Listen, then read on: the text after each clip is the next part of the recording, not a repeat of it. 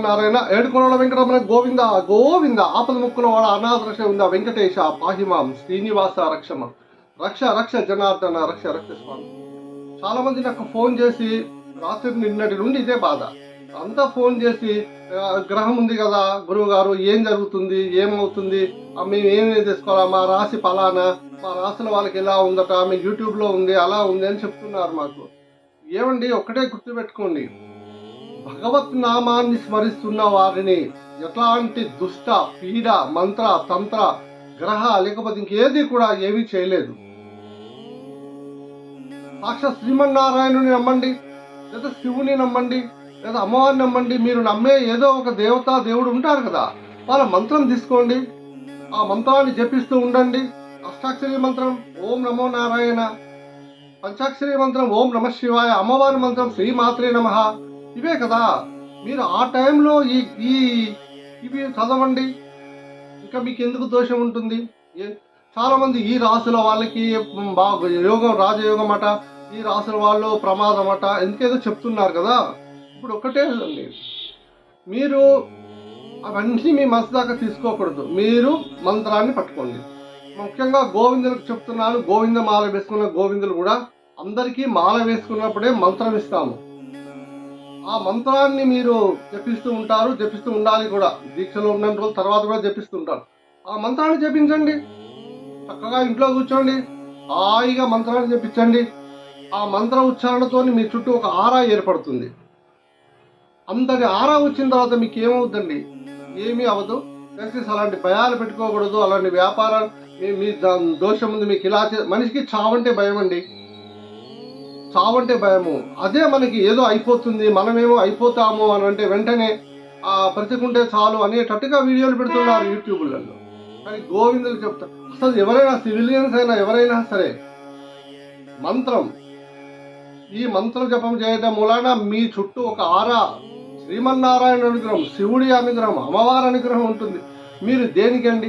మీకు ఒక విషయం చెప్తాను, నవ తిరుపతులు నవ కైలాసాలు ఉంటాయి. తిరుపతి ఒకటే తెలుసు మీకు, కానీ 9 తిరుపతులు ఉన్నాయి. ఇంకా నవ కైలాసులు 9 కైలాసులు ఉన్నాయి. ఇవి ఏంటి? శివుడు 9 గ్రహాలను తొక్కి పట్టుకొని ఉంటాడు, శివుడి ఆధీనంలో పెట్టుకుంటాడు. విష్ణువు 9 గ్రహాలను తొక్కి పట్టుకొని ఉంటాడు, ఆధీనంలో పెట్టుకుంటాడు. అలాంటి గ్రహాలు అక్కడికి వెళ్ళి వాళ్ళని స్మరించేసి అక్కడ ఉన్న మూల విరాట్ ఎవరైతే శివుడి ఆధీనంలో ఉన్న 9 గ్రహాలని, విష్ణు ఆధీనంలో ఉన్న 9 గ్రహాలని మీరు సేవించుకుంటే సరిపోతుంది కదా. ప్రత్యేకంగా హోమాలు ఇవి లేకపోతే ఎలాంటి దోషమున్న గ్రహాన్ని అంటే కుంభకోణంలో ఉన్నవి ఏముంటాయి అంటే వాటికి అవే అధిపతులు. కానీ నవ తిరుపతులు నవ కైలాసాలు ఉన్న గ్రహాలు విష్ణు ఆధీనంలో శివుడు ఆధీనంలో ఉంటాయి. కాబట్టి మీరు అక్కడికి వెళ్ళండి, అక్కడ ఉన్న విష్ణువుని స్మరించి అక్కడ ఉన్న గ్రహాన్ని కూడా స్మరించండి. విష్ణు గారికి వెళ్ళినప్పుడు సపోజ్ రాహు దగ్గరికి వెళ్ళారు, అక్కడ ఎవరు ఆధీనంలో ఉన్నారు? శివుడు ఆధీనంలో ఉన్నాడా, విష్ణు ఆధీనంలో ఉన్నాడా? విష్ణు ఉంటే విష్ణు నామస్మరణ చేసి రాహుని స్మరించండి. అట్లాగే శివుడి దగ్గర ఉంటే శివుడిని ఆధారం చేసుకుంటే శివుడిది అష్టోత్తరం చదివేసి అక్కడ ఉన్న గ్రహానికి మీరు స్మరించండి. అంతేగాని మీరు ఇక్కడ కూర్చొని మీరు ఇది చేస్తే మీకు ఇది అవుతుంది, ఏది అవదండి. నిజంగా గ్రహాలు దోషాలు ఇవన్నీ ఉంటాయి, కానీ అవి మనకి తాగకుండా చూడడానికి మనం నమ్ముకున్న దైవాలు ఉన్నారండి. ఈ నవ తిరుపతులు నవ కైలాసం ప్రతి సంవత్సరం వెళ్తూ ఉంటాము. మా గోవిందులందరినీ, సివిలియన్స్ని, ఎవరున్న చుట్టుపక్కల వాళ్ళందరూ కూడా మాతో వస్తారు. వాళ్ళకి నేను చెప్పేది ఒకటే, మీ గ్రహ దోషాలు ఉంటే ఆ గ్రహాలను దర్శనం చేసుకొని అక్కడ దోష నివారణ జరుగుతుంది. మేము ఈ నవంబర్కి వెళ్తున్నాం, నవంబర్ 3వ తారీఖు. అప్పుడే టికెట్స్ కూడా ఓపెన్ అయ్యాయి. ఆ టికెట్లు ఓపెన్ అయ్యాయి, రైల్వే టికెట్స్ చేసేసుకుంటున్నాము. ఇంకా 6 టికెట్లే ఖాళీ ఉన్నాయి. మీకు అలాంటి భయం ఉంటే మాతో రండి, చక్కగా అక్కడికి వెళ్ళి ఆ దర్శనాలు చేసుకొని అక్కడ కీర్తిద్దాం. చక్కగా శ్రీరంగం వెళ్తాము, అక్కడ గోవిందమాల దీక్ష తీసుకుంటాం అందరం. అక్కడ నుండి బయలుదేరి జంబుకేశ్వరం, పుండరీకాక్షుడు, బ్రహ్మపుదీశ్వరాలయం, అది మధుర మీనాక్షి, శ్రీవల్లిపుత్తూరు, అలాగే నవ తిరుపతులు, నవ కైలాసులు, తిరుచెందూరు, ఇట్లా మొత్తం 37 టెంపుల్ స్వయంభూలు ఉన్నాయి.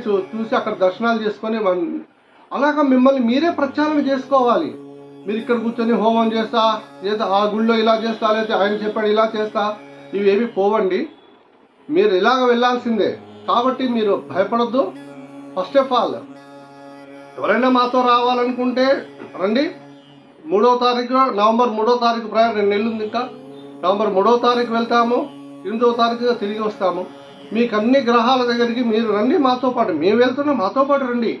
గ్రహ దోషాలున్నా, దుష్ట పీడ మంత్ర తంత్ర భూత ప్రేత పిశాచ నరదృష్టి కమదృష్టి వాస్తు దోషాలున్నా పోతాయి. అంతేగాని ఈ గ్రహం వస్తుందని భయపడకండి.